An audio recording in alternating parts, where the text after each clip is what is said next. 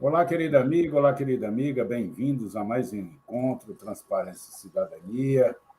Aqui conosco, inicialmente, já contamos com a participação de Zé Maria Filomeno e também do colega advogado Antônio Carlos Fernandes, todo mundo aqui ligado à advocacia, e o Zé Maria, que ainda é melhor do que todos nós, ainda é economista.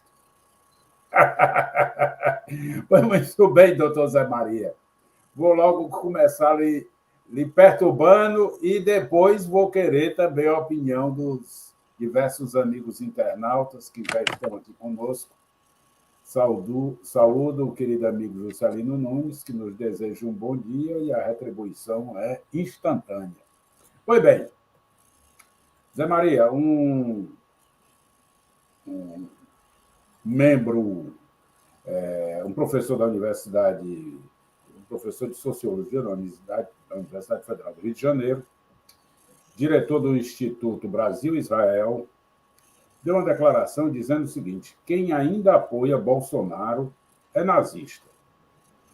Se identifica com o nazismo. Ele disse que volta a dizer que ainda quem apoia esse governo e que tem uma semana relativa, e essa semana relativiza assassinato em câmara de gás e outras justificam o esquartejamento de indigenista, apoia um governo nazista. É nazista, então.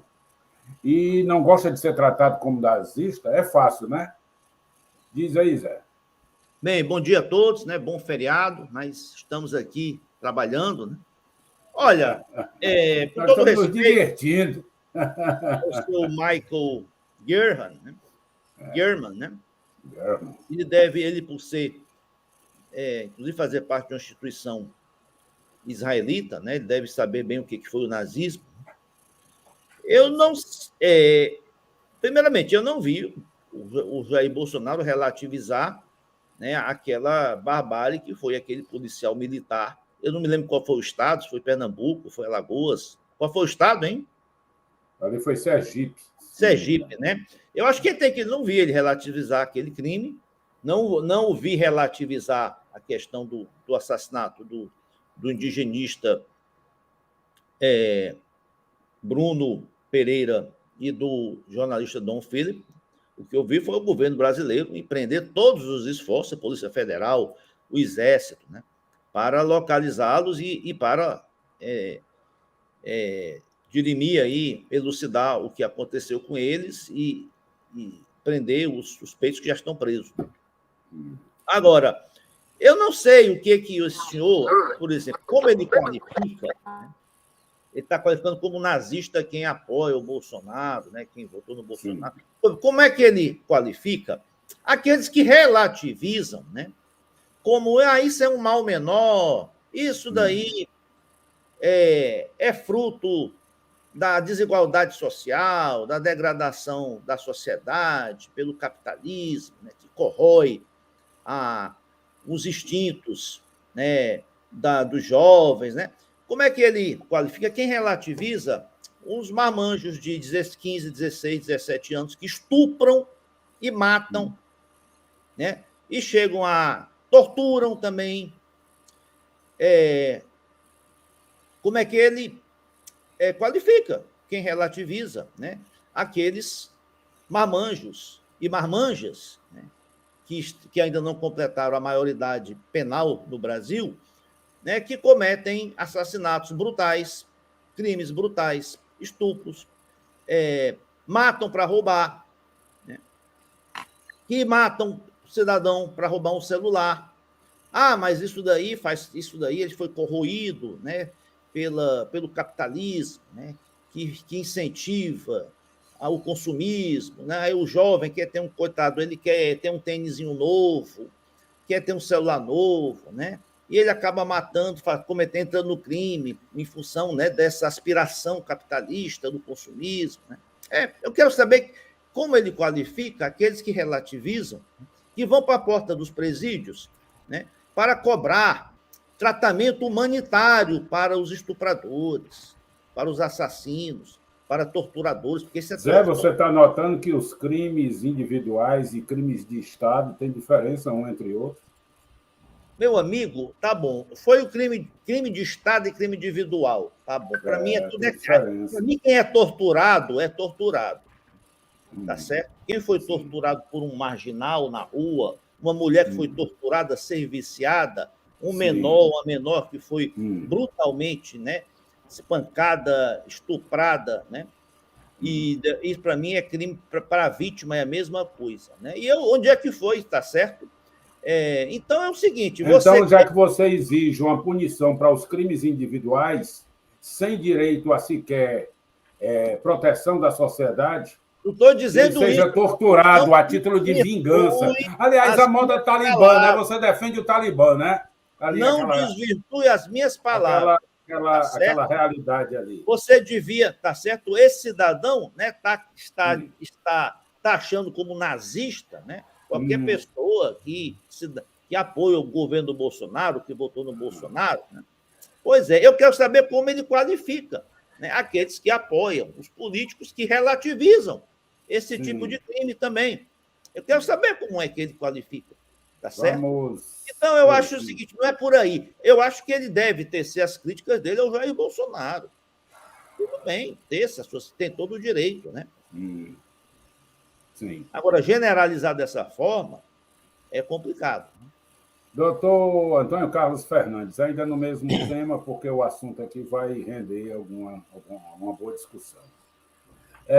Pessoas que têm comportamento como o acadêmico do Instituto Brasil-Israel, que deve ter origem judaica.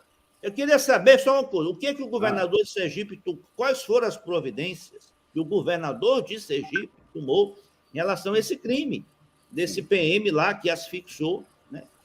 Tem que cobrar dele, que asfixiou um cidadão no Bom, carro. a polícia, o inquérito foi instaurado, por inquérito policial militar, IPM, tá? E eles têm uma proteção ainda da Justiça Federal, porque são servidores federais, tá? Então talvez não seja nem de Porque foi a competência Polícia Rodoviária direta. Federal, é verdade, É desculpe, isso não. mesmo, talvez Foi não a tenha nem Polícia Rodoviária competência Federal. direta para isso. E uma coisa não exime a outra, não. Mesmo ele não tendo competência Foi o para isso, Policial Rodoviário Federal, é verdade. era para ele exigir o cumprimento da regra de civilidade.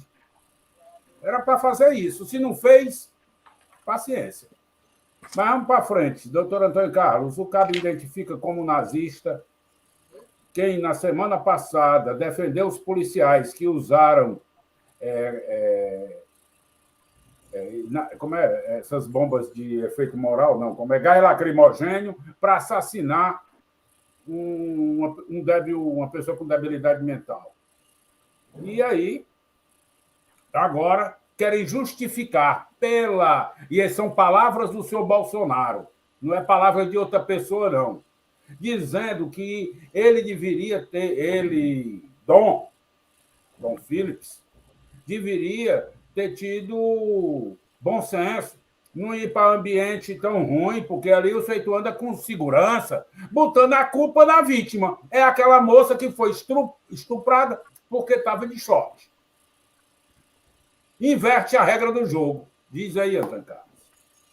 Alfredo, eu não faço salada nos meus comentários. Eu não misturo alhos com bugalhos para confundir as opiniões. Eu tenho posição certa. Quem, a essas alturas do campeonato, ainda tem uma só palavra de defesa do Bolsonaro, é porque é igual a ele. É nazifascista, igual a ele. Porque Bolsonaro é uma mistura de Hitler, nazismo, com Mussolini, fascismo. Botaram o Hitler e o Mussolini num liquidificador, botaram para funcionar, saiu o Bolsonaro. Então, que ele enganou uma parte da população, eu não sei nem como ele enganou, porque ele tem história da pior qualidade, mas ele tem história na política brasileira pelos diversos mandatos que já exerceu, pelas diversas loucuras que já cometeu. Ele tem história, mas ele conseguiu, isto é fato, enganar parte da população que votou nele. Agora, quem, depois de quase 4 anos de governo, dos absurdos que este homem fez, da alma nacional que ele destroçou, da Amazônia que ele desprezou, de culpas que ele nunca assume por nada, quem ainda continua defendendo eu não vou chamar de ser, não, esta coisa hedionda que aí está, é porque é igual a ele. É do olho por olho, do dente por dente. Tem que matar. Não tem inimigo político, não tem oposição política, tem inimigos, tem ódio. Bolsonaro a expressão do ódio, da vingança, da vindita, do pavor, da desarmonia. Quem ainda continua defendendo esta coisa é igual ou até pior do que ele. Pior do que ele. Agora, exigir que um governador interfira num crime federal, porque o crime de Alagoas foi cometido dentro de uma... Aí o Zé só confundiu. Vou perdoar, porque foi um erro gravíssimo e reconhecido. Espera aí. Eu estou perdoando. Sim, mas, perdoe. mesmo assim, que ele não pudesse interferir propriamente nas investigações, mas eu acho que o governador teria que ter tomado uma posição em relação àquela barbárie. Não só ele, como deputado, pessoas públicas que têm reverberação no que falam, deveriam ter tomado posição, porque aquilo foi uma coisa muito lamentável. Agora, essa última parte que você falou é próprio do Bolsonaro, é botar a culpa na vítima. Quer dizer, Famílias das... Que homem cruel! Não teve uma palavra de solidariedade para a família das 2 vítimas. Fez um escárnio. Aquele inglês, ele não diz nem o nome da pessoa. Eu imagino que lá na sua privacidade ele tenha dito assim: que coisa boa, mais 2 marginais que foram embora, que maravilha. Ele não pode dizer isso. Ele não pode dizer isso publicamente, mas interiormente, se você analisar todo o histórico dos pronunciamentos de Bolsonaro, eu quase que não tenho dúvida que ele achou isso. Que bom, -2. -2. Que homem terrível, Alfredo. Porque uma estupidez daquela. Mataram os homens, esquartejaram os homens, queimaram os corpos. E este homem ainda se regala da situação. Aquele inglês deveria ter tido mais cuidado. Não, senhor Bolsonaro. Quem deveria ter mais cuidado com a Amazônia era você. Eu não vou chamar de senhor, não, porque senhor é uma coisa respeitosa e, lamentavelmente, apesar do cargo que você ocupa, eu não o respeito.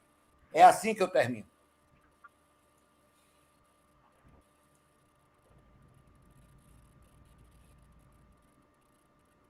Muito bem. Doutora Vânia, Walter Casagrande Júnior, um homem ligado ao mundo esportivo, primeiro como jogador... deixa eu desligar aqui, pronto. Primeiro como jogador e depois, agora, como comentarista esportivo da Globo. Ele deu uma declaração numa entrevista que faz um retrospecto da vida dele, e instado a falar sobre política, ele assim se reportou ao senhor Bolsonaro. E a era Bolsonaro. Ele diz: as pessoas não estão mais com medo de ser cruéis. As pessoas não estão tendo mais medo de serem homofóbicas. As pessoas que soltaram, e isso machuca a gente. As pessoas se soltaram e isso machuca a gente. O povo brasileiro não é assim. O povo brasileiro é alegre. O Brasil é alegre. Assusta esse momento, porque isso não é a nossa cara. E isso assusta. A gente não pode ficar calado. Não somos figurantes desse filme de terror. Ele atribui a pecha de covarde, perverso e muito cruel ao senhor Bolsonaro. E recebeu como resposta uma fala do presidente, que assim se reportou nas redes sociais. Depende. Se o Casagrande se refere ao cidadão que segue as leis, a informação não procede. Mas contra o crime organizado, nós temos sido cruéis, sim. Por exemplo, nos últimos 3 anos, causamos prejuízo ao narcotráfico estimado em 100 bilhões, um recorde histórico. Ele deve estar muito bem informado com relação ao submundo para poder quantificar as perdas do narcotráfico. Mas vamos adiante. O filho dele, senador da República, Flávio, disse: o Casagrande pode cheirar pó, cocaína, poderia ficar sem essa. Mas se ele acha que pode falar qualquer coisa, ele também vai ter que ouvir. Espero que ele possa refletir sobre tudo isso. Eles não discutem, eles não sentam na mesa, eles não conversam, eles só agridem. Essa é a realidade do Brasil. E o que a gente viu na Amazônia é o retrato do discurso do presidente, que bote para quebrar que a gente aguenta. É mais ou menos isso. Ele incentivou o garimpo ilegal na Amazônia, o desmatamento da Amazônia, a queimada na Amazônia, tudo que é de lixo, esse senhor assume e quer que a sociedade engula. Diz aí, Vânia, quem tem razão, Bolsonaro ou Casagrande? Bom dia, Alfredo, bom dia, amigo. Preocupante e está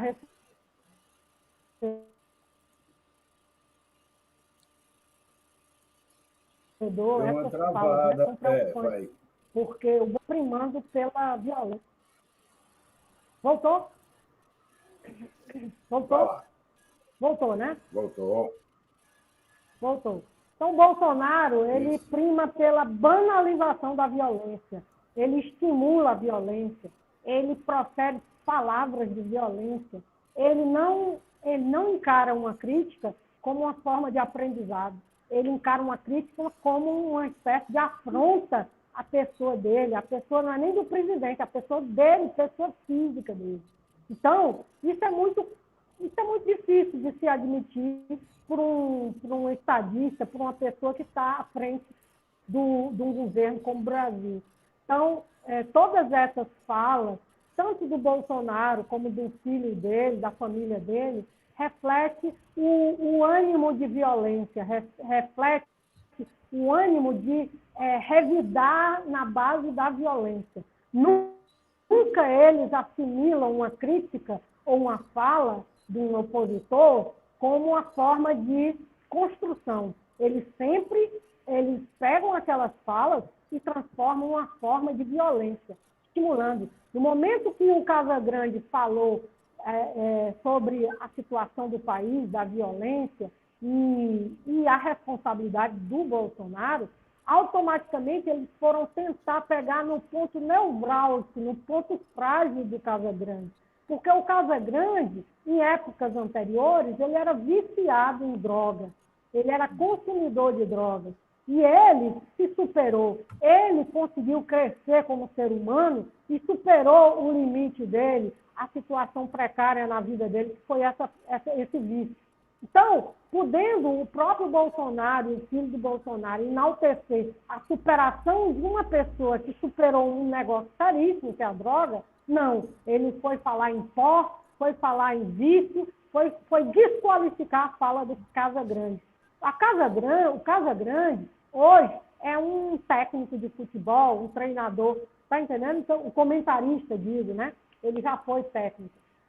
O que ocorre é que as pessoas, Alfredo e amigos, sempre procuram ver o lado negativo das coisas, o ponto nevrálgico, o ponto frágil das pessoas.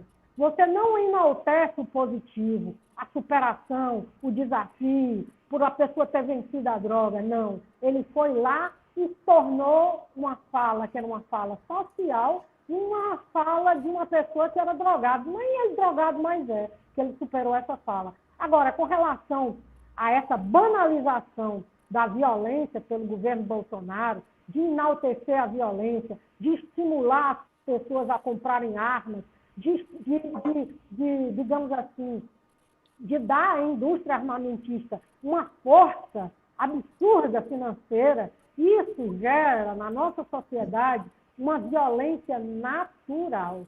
Está entendendo? Porque Agora, todo mundo acha que aqui no Brasil é um faroeste, quem tem a força tem tudo. E não é assim. Nós temos a nossa mentalidade, nossa consciência, que deve prevalecer, é a consciência das pessoas e não a arma, e não a violência. Então, esse governo está reprovado em todos os aspectos, no aspecto econômico, no aspecto social, no aspecto de saúde, no aspecto de segurança pública. Bolsonaro não tem capacidade nem de cuidar da sua própria segurança, porque se ele tivesse tido cuidado com a segurança dele, ele não tinha sido esfaqueado na véspera da eleição passada.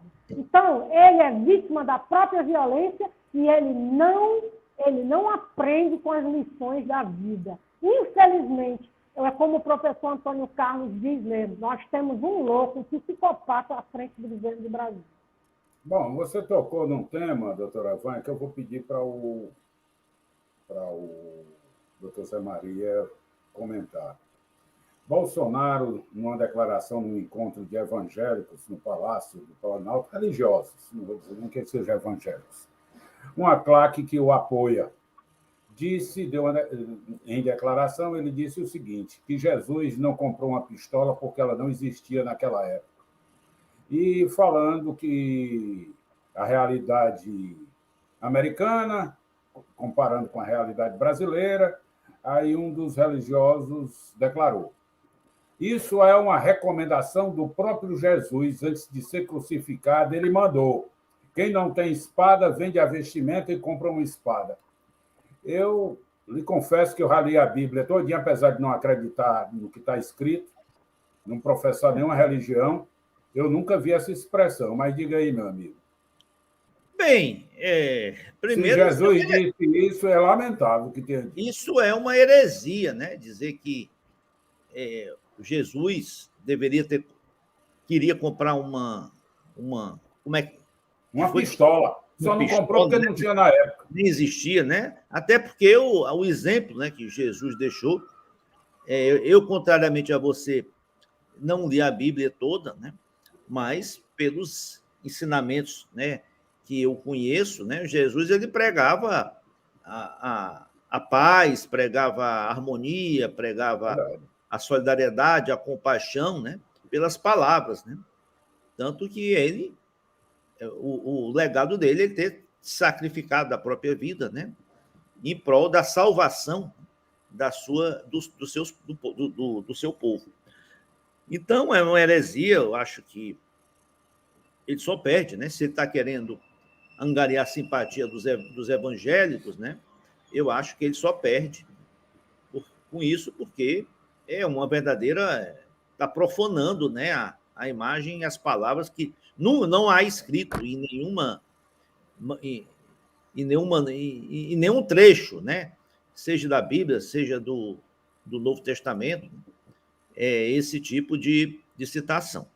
Mas agora, em relação ainda à questão do nazismo, né, eu queria que esse professor da UFRJ ele se manifestasse sobre essa frase do Lula, né? O que ele acha, né? Diga aí, qual foi? Hitler, olha, eu estou trazendo aqui, estou matando a cobra e mostrando o pau. Hitler, mesmo errado, tinha aquilo que eu admiro em um homem, o foco em se propor a fazer alguma coisa e tentar fazê-la. Disse muita besteira. Agora, em relação à morte do lamentável, brutal, repugnante morte do jornalista inglês, né? Aliás, do Dom Philip, né? Eu não vou repetir o Bolsonaro. E do senhor Bruno Pereira, né? Parece-me que a autoria e a materialidade já foram elucidadas, né? Os assassinos já foram capturados, já confessaram, já mostraram onde os corpos estavam, os restos estavam enterrados, e a motivação parece que não foi nenhuma motivação em relação à atuação atuação em prol dos indígenas, né? A militância que o Dom Philip e o Bruno faziam, né? Foi um motivo, o que se chama em direito penal, de um motivo torpe, motivo fútil, Foi um motivo desproporcional, motivo repugnante, né? Ele tinha sido advertido pelos dois que estavam pescando, pelo menos é isso que foi, é isso que está circulando, isso que foi divulgado. Que eles tinham advertido que que os dois assassinos estavam pescando pirarucu no local de forma ilegal, né? E eles os mataram por isso, quer dizer, um motivo totalmente torpe. Nada tem a ver com a militância, com a atuação que eles exerciam, né? É isso, como diz eu vou seguir o Antônio Carlos, eu não vou pelo achismo, né? Eu não vou pelo achismo. Então, eu estou seguindo as informações que estão sendo divulgadas até agora, tá certo? E o motivo foi esse. Se não foi, logicamente que a polícia, os olhos do mundo estão para esse caso. Então, eles vão tentar investigar, ligar todos os fios, né, sobre esse caso. A imprensa mundial também vão desvendar a vida, quem eram esses dois, o que eles faziam, que ligações eles tinham, né, se foram mandantes se tem algum terceiro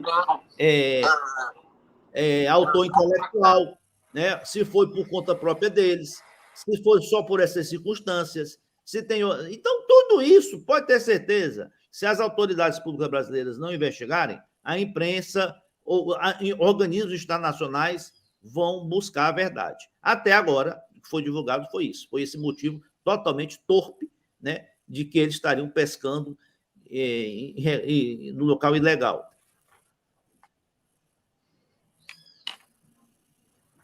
Muito bem, vamos ouvir Antônio Carlos. Antônio Carlos, eu vou lhe provocar, é o jeito, porque você é o representante do Vaticano aqui no programa, e eu vou querer ouvir a sua impressão sobre Jesus portando pistola.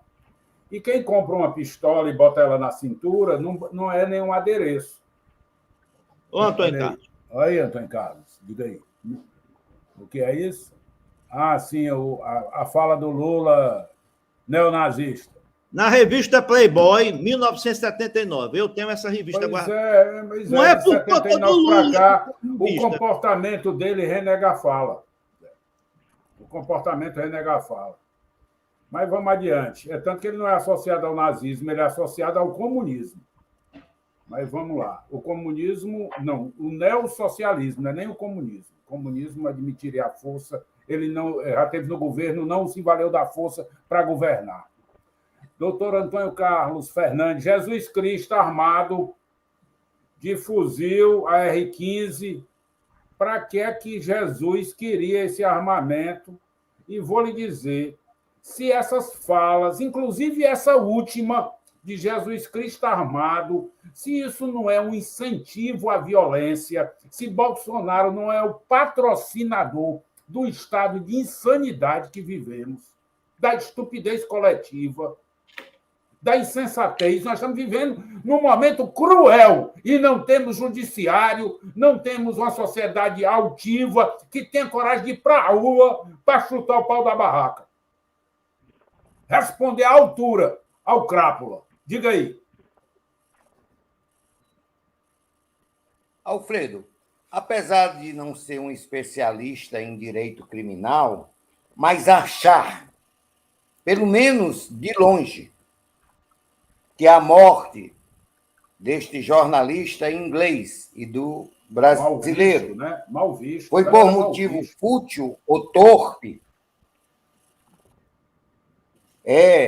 chega a ser uma coisa beirando o ridículo, torpe, motivo fútil. Uma pessoa matou outro, esquartejou, queimou e enterrou, porque estava pescando peixe. O que é isso? Eu prefiro elocubrar. Eu vou elocubrar. Foi o narcotráfico, foram os desmatadores, foram os exploradores dos índios que mandaram matar esses dois homens. Um estava pesquisando, o outro escrevendo um livro para denunciar para o mundo essa mistura de narcotráfico com destruição da natureza, com exploração de minas aí nas terras indígenas, essa mistura macabra. E um estava pesquisando, porque é conhecedor dos costumes indígenas. O outro, um jornalista de um dos grandes jornais do mundo, estava escrevendo um livro. E aí chegam dois marginais e matam essas duas pessoas porque estavam pescando peixe. Mas isso é a história da carochinha. Quem disse foi o Alfredo Isso Marques. é a história do Chapeuzinho Vermelho e do Lobo Eu Mau. não falei da pesca. Eu não falei da pesca. Pauta lá. Está na Ó, pauta, isso, sim. isso. Está na pauta. A imprensa Quem está disse dizendo e a isso Polícia foi Federal está você. dizendo. A Polícia Fique Federal como disse Bolsonaro que jogando aquele a culpa nos senhor outros, não. lá em Sergipe, Antônio Carlos, como é Antônio Carlos, ou Zé Maria, perdoe, disse que aquele senhor que foi colocado dentro do camburão e asfixiado dentro do camburão, ele reagiu, que foi necessário. A polícia mente na sua conveniência. E fraudes processuais, modificação de cenário de crime, é o pau que rola no Brasil. Eu quero saber quantas justificativas serão necessárias para as Dorothy Steng, para as Marielles, para o Chico Mendes, que você lembrou ontem, e até o próximo cadáver nós vamos dar por esquecidos e esperar o próximo defunto. Continue, desculpe, Antônio Carlos. Vou só concluir. O próprio Bolsonaro foi mais razoável do que José Maria Filomeno quando admitiu que eles foram mortos porque não eram bem vistos. E é isso, Zé Maria. Será que você está ultrapassando a estupidez de Bolsonaro? Meu queridíssimo amigo, você é um homem de um conteúdo enorme para não dizer coisas assim tão vis. Que é isso, Meu Zé amigo, Maria? Me quem perdoe disse a isso era minha política, ênfase. O Alfredo colocou aqui. Zé Maria, mas você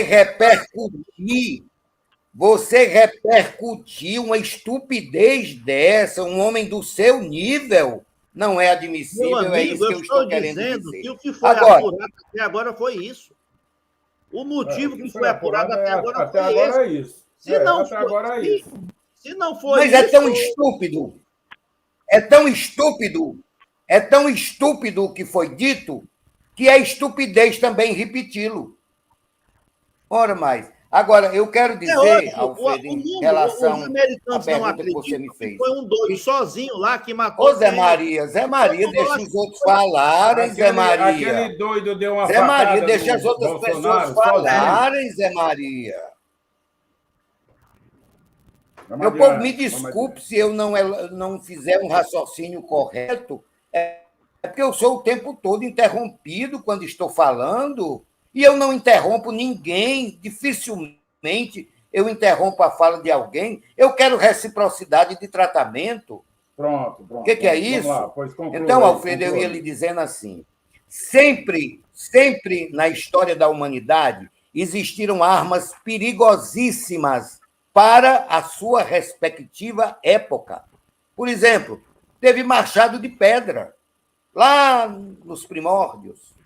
Arco, flecha, lança, mil coisas. E por que Jesus nunca usou uma arma? Porque quem prega o amor, quem prega o bem, quem prega o humanismo, não precisa de arma. Agora, quem prega o ódio, a discórdia, a morte, a estupidez, este precisa de arma, porque a palavra é pouco. Ele tem que matar, ele tem que estuprar, ele tem que demonizar. Ora, meu Deus, Jesus, é uma coisa tão estúpida o que esse homem fala, porque, Alfredo, quando eu vou falar do Alfredo Marques ou da Vânia Rocha, a minha cabeça primeiro formula um raciocínio em torno da sua história de vida. Em qual momento da vida de Jesus evidenciou-se violência? Em dois, e eu até cito. quando ele expulsou os vendilhões do templo com um chicote, foi um momento em que Jesus estava violento. O chicote era uma arma, hein? Se Bolsonaro tivesse pelo menos lembrado isso, teria sido mais razoável. Pronto. Este é um raríssimo momento que mostra um Jesus violento, com um chicote na mão, batendo nos vendilhões do templo. E pronto! A história de Jesus só mostra que ele estava ao lado dos mais humildes, dos discriminados, dos descalços de hoje, dos descamisados de hoje. Se Jesus tivesse vivido a nossa época, ele estava ao lado dos índios, da conservação da Amazônia, dos excluídos, de todas as formas de preconceito, como ele fez com a prostituta Maria Madalena. Ele era homem das minorias. Então, sim, não precisava de arma. Bolsonaro, estúpido! Vamos adiante, doutora Vânia Rocha. Concluir. O governo Bolsonaro, ao contrário do discurso dele, que invoca que as pessoas andem armadas, como Jesus deveria ter feito, só não comprou sua pistola, porque na época ainda não tinha, lá não era governado pelo Bolsonaro. Foi muito bem. Diz que o governo Bolsonaro quer desarmar as bases de proteção da FUNAI em todo o Amazonas. Quer tirar as armas de fogo dentro das repartições e da Fundação Nacional do Índio. Para que isso, hein? Para que eles não possam reagir. Morram sem reação. Diz aí, doutora Vânia, qual o propósito de tratamento tão distintos entre o fato de que lá na Amazônia você provavelmente precisa de uma arma para se defender de madeireiro, de garimpeiro, de narcotraficante, de contrabandistas, de assassinos, né? E lá tem um detalhe, lá não tem exército, lá não tem polícia, lá não tem ninguém para você dar um grito. Diz aí, Vânia. Alfredo, essa fala do Bolsonaro é, no mínimo, contraditória. Porque quando ele proporciona os proprietários de propriedades rurais... Mexe aí no teu fone de ouvido, porque ele está só tremendo assim. Se você puder tirar o fone de ouvido, eu acho que ainda funciona, não? Bom. Pronto, vamos tentar aí. Tentar sem o fone de ouvido. Não está dando certo, não, Vânia. Tenta de novo aí. Você está no celular ou no computador?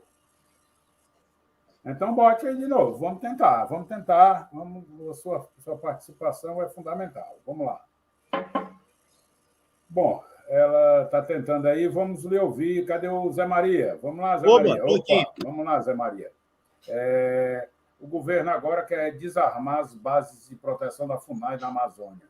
Quer retirar as armas que estão em posses da Fundação Nacional do Índio. Diga aí, meu amigo. Como a Vânia estava dizendo, né? É contraditório, porque ao mesmo tempo que ele incentiva o armamentismo, né? Que o homem de bem tem que ter arma, a polícia tem que ter arma para combater os bandidos, né? Que as pessoas precisam ter arma para se defender, quanto mais numa região tão inóspita, né? Como é a Amazônia, né? E você tem que ter arma até contra contra bicho. Contra os bichos, né? Até jacaré, onça e tantos outros, né? É estranho, né?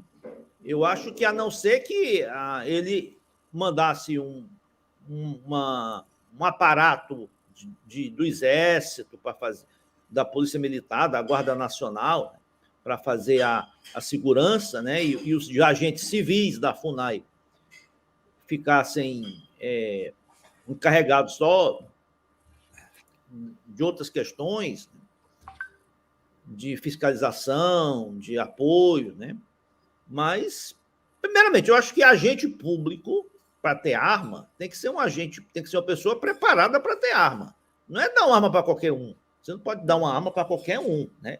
Então, você tem que preparar, tem que passar por um treinamento, né, de ter arma. Você portar uma arma não é para qualquer pessoa. A pessoa tem que saber ter controle emocional, controle psicológico, tem que estar treinado para em que circunstância usar a arma, né? Então, eu não sei se essa situação, que essas armas estavam lá, mas as pessoas não eram capacitadas para usar, não sei. Eu sei que isso eu acho, como diz a Vânia, contraditório esse discurso, essa atitude. Doutor Antônio Carlos Fernandes, Bolsonaro diz que há uma obsessão para tentar tirá-lo da cadeira de presidente da República ou de torná-lo inelegível, ou fazer com que ele perca as eleições. Ele volta a atacar o STF e diz que não há mais lei no Brasil. Diz que ele, numa entrevista à Leda Nagli, ele repetiu, sem ser contestado, uma série de alegações sabidamente falsas sobre o sistema eleitoral, como, por exemplo, que a eleição não é auditável, de que a totalização dos votos é feita numa sala secreta, e ele acusou o senhor Fachin Moraes, Alexandre de Moraes e o Barroso de terem o ex-presidente Lula como candidato à eleição de outubro. Diga aí, meu amigo. Deu uma travada no que eu já falei. A gente só deve comentar. Aquilo que eu já falei.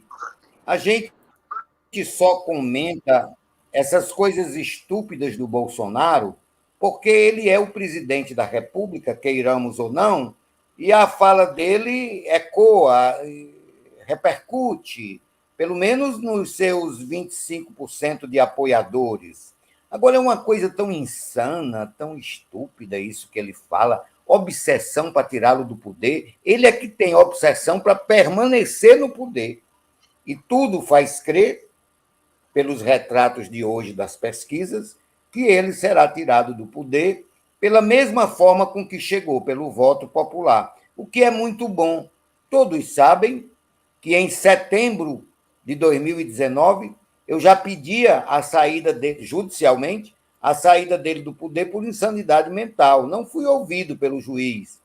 Era uma tese realmente inovadora que eu levantei, que o juiz não concordou e disse na sua sentença que o presidente da República só sai por impeachment. Eu não sabia que houve impeachment quando Costa e Silva ficou incapaz, mas o juiz achou, deixa para lá, não mexi mais nisso. Eu vi que era impossível, e é. Ora, o Congresso, que é o dono da palavra em matéria de impeachment, o presidente anterior, nunca vamos esquecer, Rodrigo Maia, e o atual, estão sentados em cima de quase 160 pedidos de impeachment, desatendendo a voz da nação. Quem é Antônio Carlos Fernandes para pedir a saída de um presidente?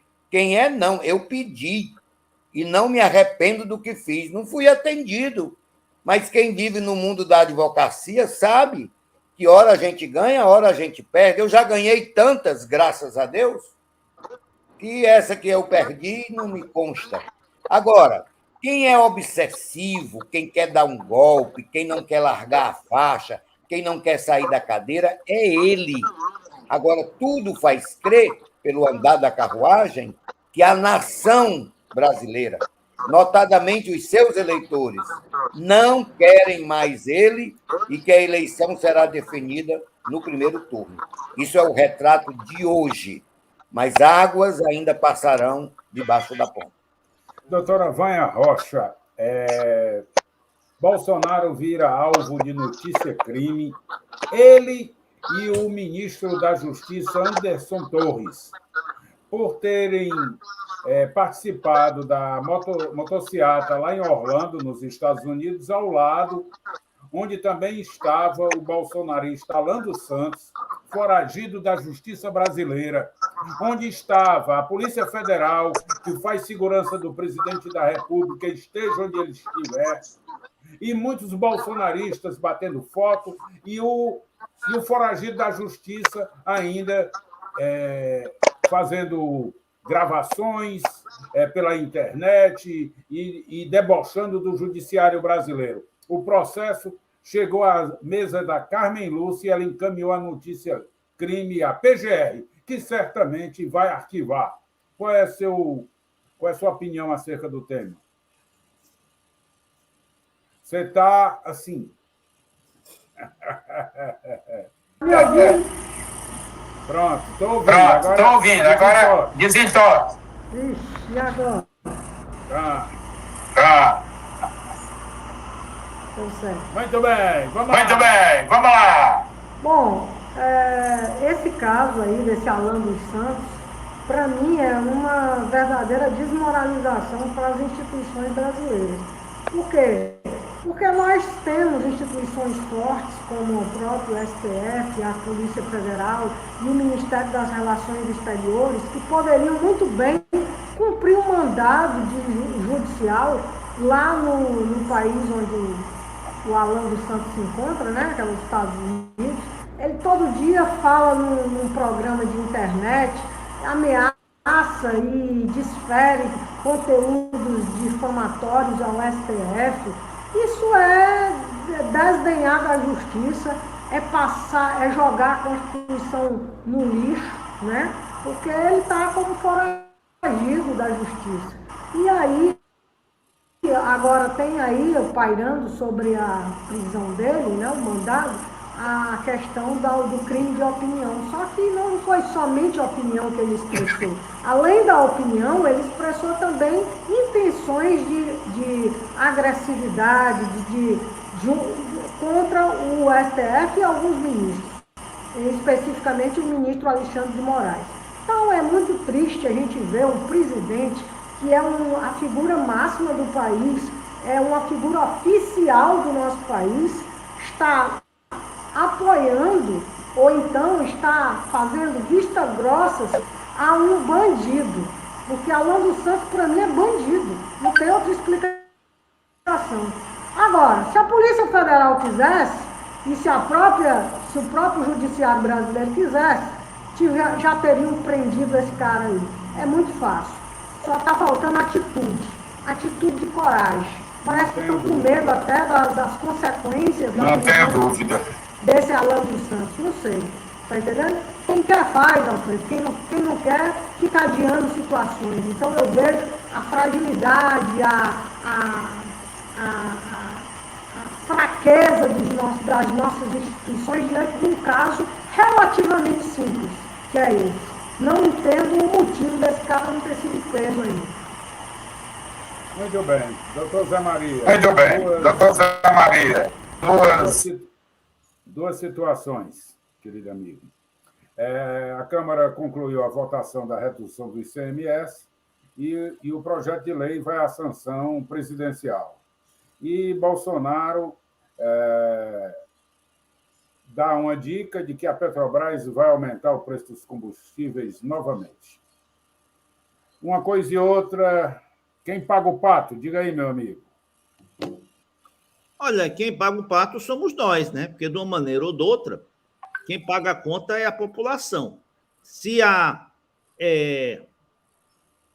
o governo federal subsidiar, ou seja, compensar os estados e municípios da perda de arrecadação, né? Vai sair dinheiro dos impostos, né? Nós vamos pagar. Tira de um bolso e bota no outro. Se a população paga combustível mais caro, é a população que está pagando, né? Então, é uma questão muito complicada, né? Eu ainda não vi ninguém trazer uma fórmula, uma sugestão, né, de que mecanismo, né, de que regra poderia ser utilizada para amenizar, né, a elevação, a majoração do preço dos combustíveis, né, sem causar assim estragos grandes na Petrobras, né, sem quebrar a governança empresarial da Petrobras e prejudicar seus investimentos, né? Eu acho que isso tinha que partir, logicamente, né, do presidente do governo federal, um projeto de lei que tornasse, pode ser de iniciativa até do Congresso também, mas mas que tornasse os combustíveis como produtos essenciais, né? Que passariam a ser regidos, né, por um controle de preços, como são, ainda como é a energia elétrica, como é os planos de saúde, né? Agora, isso ia alterar muito, né, a governança da Petrobras. A Petrobras passaria a ter o seu faturamento, né, vinculado a uma política pública, né? O que isso desagradaria. Mas o governo não está querendo privatizar. Desagradaria os investidores, desagradaria os acionistas, né?